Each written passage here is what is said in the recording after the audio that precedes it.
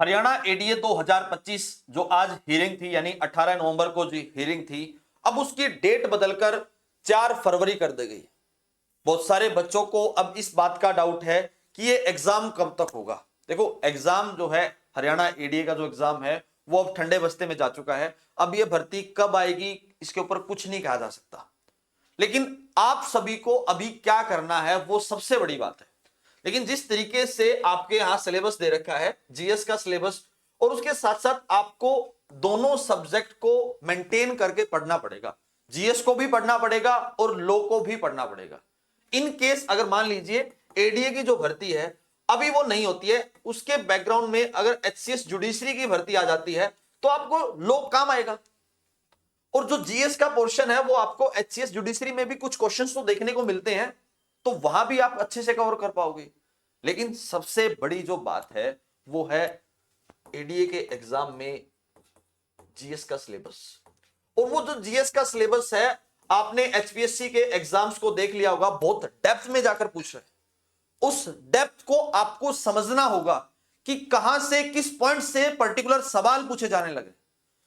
अगर आप इस डेप्थ को एक बार पकड़ गए तो आपसे कोई भी सवाल गलत नहीं होगा। लेकिन आपको यहां पर अपना बेसिक स्ट्रॉन्ग करना होगा। जब तक ये बेसिक स्ट्रॉन्ग नहीं होगा ना, तब तक आप उस क्वेश्चन को सोल्व आउट नहीं कर सकते। ये सच्चाई बात है। अब ये बेसिक्स कैसे क्लियर करें? एनसीईआरटी से क्लियर करें, या फिर स्टैंडर्ड बुक से करें, या फिर किसी नोट्स से हम पढ़ें, या फिर हम किसी की क्लास को ज्वाइन करें। देखो, क्लासेस ज्वाइन करना ये सेकेंडरी फैक्टर है। अगर आप इन सब से अगर कर सकते हो तो पहले इसके, लेकिन दूसरा फैक्टर ये है कि आपको अगर विद्या रथ की जरूरत पड़ती है तो आप यहां पर क्लासेस भी ज्वाइन कर सकते हो। ठीक है, पर्टिकुलरली अगर हमारी कोई क्लासेस ज्वाइन करना चाहता है एडीए के लिए, ये हमारा नंबर है, इस पर जाकर हमें ज्वाइन कर सकता है। लेकिन हमें बेसिक स्ट्रॉन्ग करना है। जब तक आपका बेसिक स्ट्रॉन्ग नहीं होगा, जब तक आप एचपीएससी के जो लिए जाने वाले जो एग्जाम है आप उसको कंप्लीटली क्वालिफाई नहीं कर पाओगे। देखो, एक बार अगर प्रीलिम्स हो गया ना, आपका, मैं डेफिनेटली कहता हूं, आपका मेंस भी होगा बहुत आराम से। और ऐसा इसलिए कह जा रहा हूं क्योंकि यहां से ना आपको मोरल बूस्टअप होगा। एक बार मोरल बूस्ट हो गया तो आप प्रीलिम्स के बाद मेंस को भी बहुत आसानी से निकाल लोगे। लेकिन मैंने जब पहले कहा था कि जब मैं तैयारी करवा रहे थे हम एडीए के लिए, जब 2 नवंबर एग्जाम डेट थी, तो वहां मैंने आपको कहा था कि स्टेटमेंट बेस्ड सवाल आएंगे। आप किसी भी स्टेट पीसीएस की बात कर लीजिए, हरियाणा की बात कर लेते हैं, पंजाब की बात कर लेते हैं, राजस्थान की हम बात करते हैं, तो सभी जगह स्टेटमेंट बेस्ड का जो ट्रेंड है वो आ चुका है। वो किसी भी एग्जाम में जाकर देख लेना, सभी जगह स्टेटमेंट बेस्ड सवाल पूछे जाने लगे। तो उन स्टेटमेंट बेस्ड सवाल के लिए आपको अभी से तैयारी शुरू कर देनी चाहिए। लेकिन सबसे पहले क्या पढ़ना चाहिए? सबसे पहले आप, जैसे हिस्ट्री को जब हम शुरुआत करते हैं, हिस्ट्री की शुरुआत करते हैं, तो आप वहां पर मॉडर्न हिस्ट्री को पढ़िए। देखो, मैं नहीं कहूंगा कि आप एंशियंट को पढ़िए या मेडाइवल को पढ़िए, पहले नहीं, आप पहले मॉडर्न हिस्ट्री को पढ़िए। और मॉडर्न हिस्ट्री को पढ़ने की जो सबसे बड़ी वजह है, एट प्रेजेंट जो वजह है, वो सिर्फ और सिर्फ ये है कि जो मॉडर्न हिस्ट्री के जो क्वेश्चंस हैं वो आसानी से सोल्व आउट हो सकते हैं एज कंपेयर टू एंशियंट और मेडाइवल हिस्ट्री। उसी के साथ साथ जब हम पॉलिटी को करते हैं, यानी कॉन्स्टिट्यूशन के सवाल करते हैं, तो वहां भी आपके क्वेश्चन डुएबल हैं, डुएबल तो हैं। ठीक है, ज्योग्राफी की टेंशन छोड़ दीजिए। ठीक है, ज्योग्राफी में भाई विद्यारथ आपको सपोर्ट करने के लिए डेफिनेटली तैयार है किसी भी एंड से। अगर आपको ज्योग्राफी के पर्टिकुलर क्वेश्चंस करने हैं तो ज्योग्राफी की एनसीईआरटी 11th क्लास की एनसीईआरटी को पढ़ लो, मोर देन सफिशिएंट रहेगा।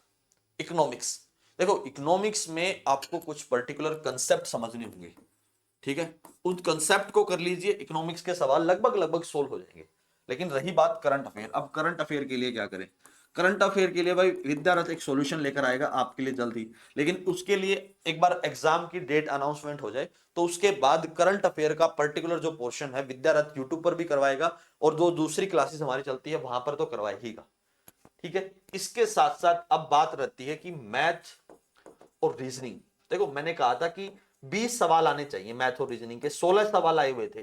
तो उन 16 सवाल से अगर मैं आपको कहता हूं कि अगर आपने 10 क्वेश्चन, मात्र 10 क्वेश्चन भी क्लियर आउट कर लिए ना, तो मोर देन सफिशिएंट है।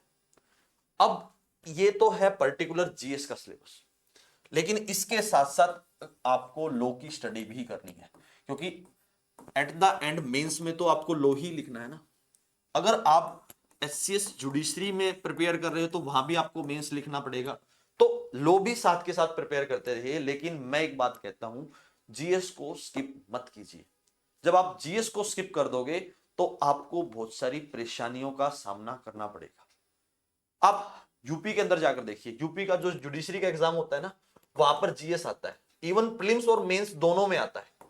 वहां पर आप फोकस कर सकते हो। अब किसी भी स्टेट में जाकर देख लेना, जीएस के बगैर आपका जो प्रीलिम्स है वो क्वालिफाई नहीं हो पाएगा।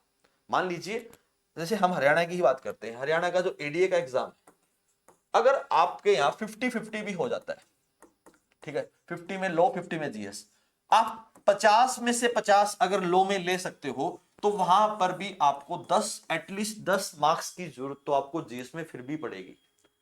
10 ठीक करने के चक्कर में आप तुक्का मारने की कोशिश करोगे और तुक्का मारने के चक्कर में आपके बहुत सारे क्वेश्चन गलत हो जाएंगे, क्या पता वो 10 बने भी ना। तो ऐसी जो बातें हैं वो आपको समझनी चाहिए कि जीएस को हमें तैयार करना है। अभी से अगर हम तैयार करना शुरू कर देते हैं तो एट द एंड में ये कहूंगा कि आपका प्रीलिम्स डेफिनेटली क्वालिफाई हो जाएगा। और विद्यारथ के साथ जुड़े रहिए। That's all for today, thank you very much and please subscribe to विद्यारथ।